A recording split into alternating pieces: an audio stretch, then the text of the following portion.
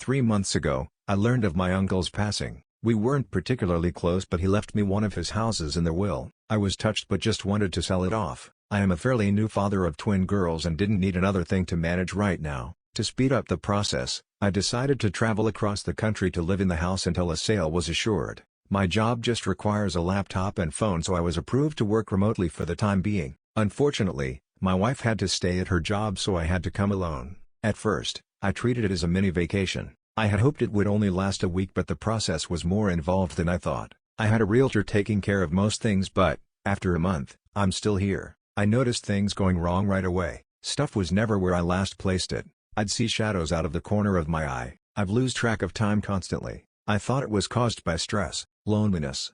Except for the few times the realtor came by with prospective buyers, the house was the quietest place I had ever been in. Before I completely lost my mind, the neighbor came by with a dog. She was an elderly woman who explained that she had been dog-sitting while my uncle was in the hospital. Now that I was here, she thought I should take Buster, the golden retriever. I thought the neighbor might have been forgetful because she seemed to think my uncle had just passed last week. Either way, I fell in love with Buster and his presence was exactly what I needed. I even thought it would be a tremendous present to bring home to my girls. I just hoped my wife would feel the same way. However, even the dog could tell something was wrong with the house. Buster accepted his new living arrangements pretty quickly but would never willingly go upstairs. This was all right with me at the time. I thought it would make it easier to keep track of him. Then, Buster disappeared. Literally, 1 second he was standing right behind me as I was opening the treat jar to give him a snack. My eyes left him for just a moment to put the jar back and then he was gone. I ran through the whole house calling his name. The kitchen was connected to the living room and on the other end of that was the master bedroom and study. The other end of the kitchen led to a dining room which was connected to the entrance hall that also led into the living room and stairs to the second floor. After walking upstairs, you had a choice of right or left along a balcony that overlooked the living room on one side and entrance on the other. Going left led immediately to a guest room and game room. Going right led to 2 more guest rooms and a bathroom at the end of the hall. I looked in every room and had to accept that somehow the dog made it outside, even though there was no doggy door and every door and window had been closed and locked. So I searched the surrounding neighborhood for another hour before giving up. I was thinking about making flyers when I opened the front door and heard Buster scrambling towards me from the kitchen. I was ecstatic of course, but I just couldn't wrap my head around how I could have missed him. I let Buster sleep in the bed with me that night. In hindsight, it was a huge mistake, but it made me feel better at the time. Things picked up at work though, and I soon forgot about all the strangeness surrounding this house. Clients called me constantly, but we were getting a lot done and I landed multiple large contracts in a row. I was working around the clock, but I knew I'd be due a promotion once I returned to the home office. Several times I'd get lost in a phone call or spreadsheet and suddenly find that it was nighttime. I'd be so absorbed with work that I would block out Buster whining for food or to go outside. I started to set alarms to keep track, but I had too many important clients to slow down. I was on top of the world, but my health was starting to suffer. I'd forget to eat and even sleep sometimes. There was always something else to do or someone to talk to. I even got better at taking care of Buster, better than I was taking care of myself at least. Then my good mood ended with a bang, literally. Buster was whining behind me as I finished another spreadsheet. Then we both heard a door slam upstairs. For the first time since I brought him inside, Buster ran upstairs by himself. I almost called the cops, but I felt silly with the phone in my hand. I started to doubt I had heard anything at all, and if there were an intruder, surely Buster would have been making more noise. So I mustered all the courage I could manage and crept upstairs with frying pan as my weapon. It was dark upstairs, but enough moonlight was coming in from the downstairs windows for me to make out Buster standing in front of the bathroom. I had purposely closed every door when I last came through here looking for the lost dog, but this door was now wide open. I flipped on the hallway light, but nothing happened. With no better ideas, I raised my frying pan high and walked slowly to the bathroom. There was no window in here, so it was pure darkness inside. I was terrified. Bizarrely, Buster just looked frozen. His tail stood straight up and he just stood there pointed towards the door. I tried to take it as a good sign that he still wasn't barking. That's what finally got me through the threshold and into the bathroom. The whole time my eyes had been getting used to the darkness and the bathroom was too small for there to have been anyone there without me noticing. I started to relax when I took a step forward into something sticky. I suddenly realized that I had my cell phone in my pocket. I pulled it out and turned it on to cast some light on the floor. I immediately dropped it at the sight of the bright red liquid that surrounded my feet. I fled the upstairs and this triggered Buster to follow. This time I had no trouble calling the police. Thankfully, There was already a patrol car nearby, so 2 officers arrived within a couple of minutes. Their powerful flashlights cut through the darkness like knives, but they soon found nothing was wrong with the upstairs lights. Something did appear to be wrong with my pipes though, as they called out from above that the puddle was just rusty water. Because of their insistence, I climbed up the stairs again and clearly saw a muddy brown puddle in the bathroom. The banging must have been from a pipe breaking. Both cops had a laugh at my expense but were otherwise understanding. They even gave me a number of good plumber, though my cell phone was ruined after I dropped and left it in the puddle. I would have to use the one landline in the kitchen from now on. I let them out and promised to call the plumber first thing in the morning. Yet, as exhausted as I was, I couldn't go to sleep over that excitement, so I stayed up to draft some more important documents for my company. Before I knew it, Buster had made another mess in the living room. I was dead tired and said some things to Buster that maybe I shouldn't have, and I did some things to him that I know I really shouldn't have. I decided to do something about the stress I had been under, and I spoke to my supervisor that same morning. To my surprise, they were happy to let me have the week off as a sort of mental vacation. Just like that, all my outstanding work was taken away. With nothing else to do, I tried to focus on Buster. I played games with him and fed him a bunch of treats to make up for my earlier neglect. Then I found the first message. I didn't notice it for some time since I had been avoiding the second floor, but I realized that I hadn't actually called the plumber. Before doing so, I went upstairs to see if things had gotten any worse. Instead, I immediately saw a message written in red on the hallway wall. It read, "Losing your mind?" For a second, I kinda did. I was scared to death at the thought that someone had to have sneaked into my house while I was there, probably when I was sleeping. I won't bear repeating everything I said or did right after. Let's just say I hadn't become any braver since the banging. Eventually, I unlocked my bedroom door and made my way to the kitchen with Buster leading the way. I called the police again. Those same 2 officers were able to show up, and then, slowly, we cleared every inch of the house. Yet, we found no one. Everything was locked. No sign of forced entry. The police actually took me seriously, something that bewildered me at the time, and admitted that this isn't the first house in this neighborhood to experience this. There had been a series of break-ins where nothing was stolen, but the police officers still offered to have a car sit outside for the night. Even though I took them up on this, I soon realized that I'd never get to sleep tonight in this house. So I called my only friend in town, and really in the whole state, an old college roommate who coincidentally lived 30 minutes away. He offered to pick me and Buster up in a few hours, so I busied myself with packing up my suitcase. I didn't know how long I would need, so I pretty much packed everything I had brought with me to the house in the first place. I left my room to pick up some doggy toys when my friend called to say he was waiting outside. I decided to hang up the phone and meet him immediately. I needed the human company and he could help me move my stuff, but the driveway was empty.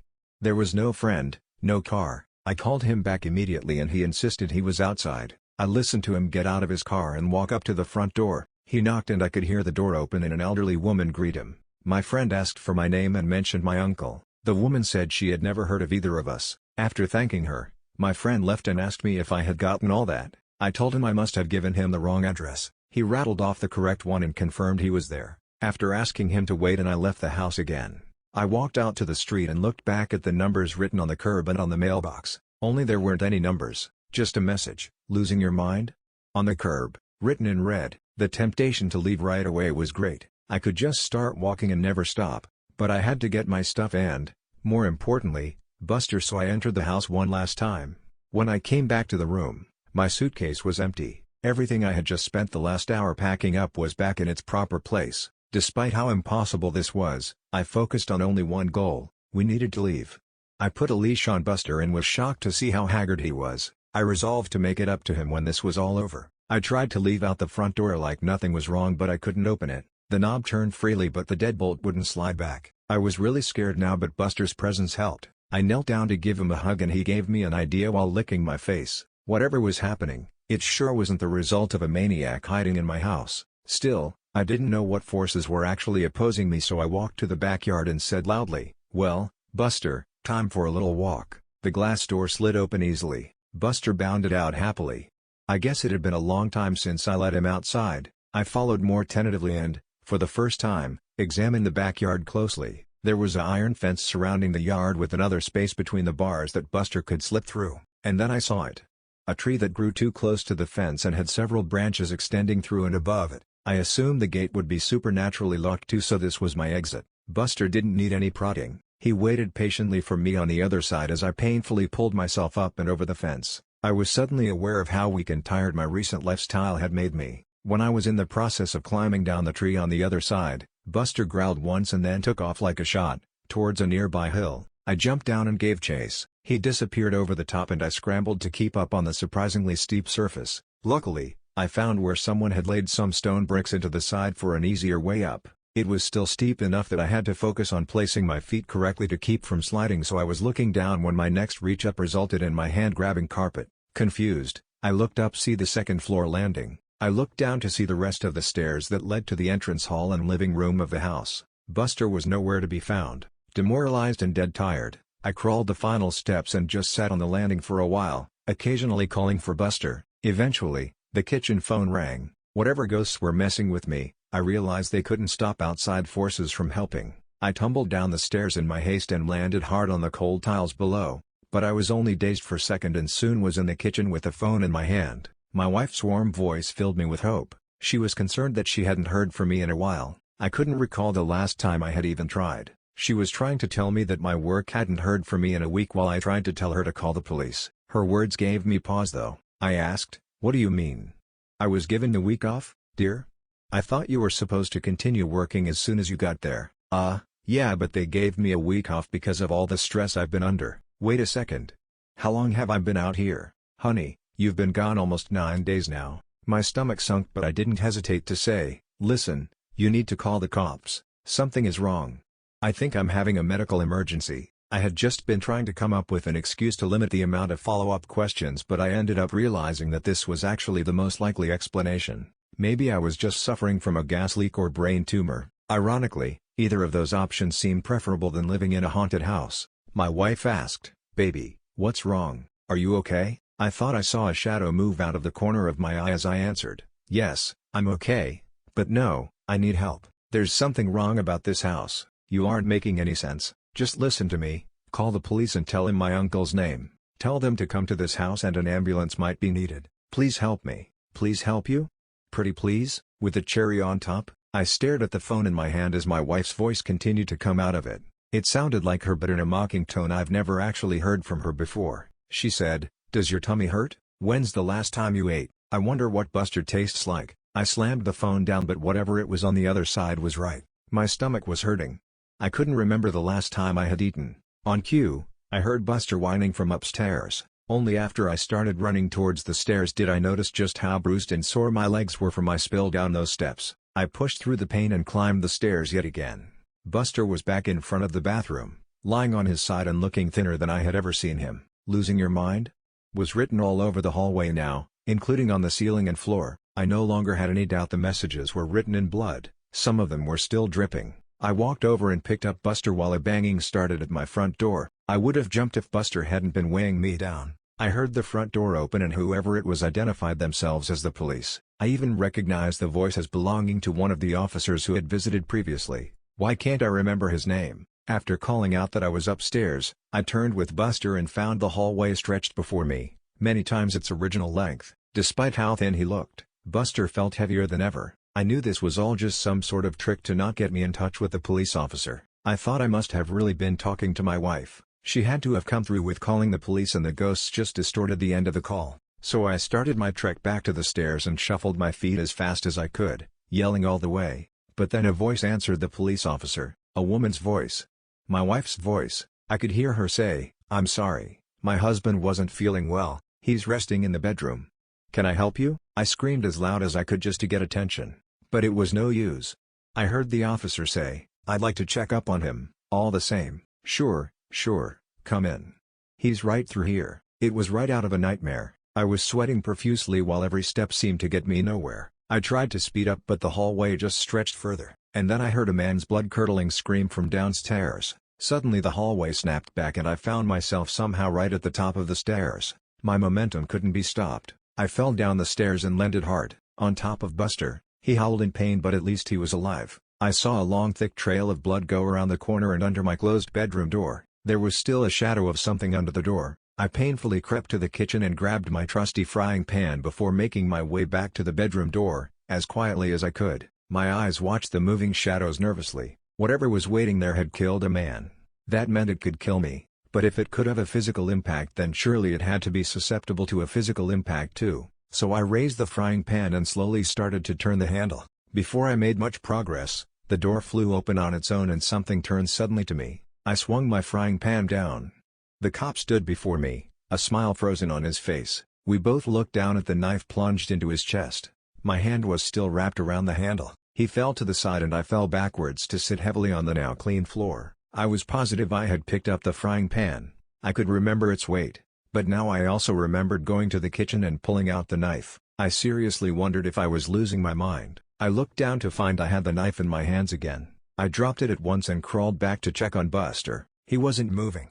I put my head on his flank and was devastated to feel he was still warm but not breathing. I didn't know what to do, so I did nothing. I did nothing for a long time. I was lethargic but somehow made it to the couch in the living room. I waited there until nightfall and then slept on the couch. When I woke up, I waited some more. I wasn't sure what I was waiting for, but nothing horrible was happening to me while I waited. I wasn't in a hurry to change that.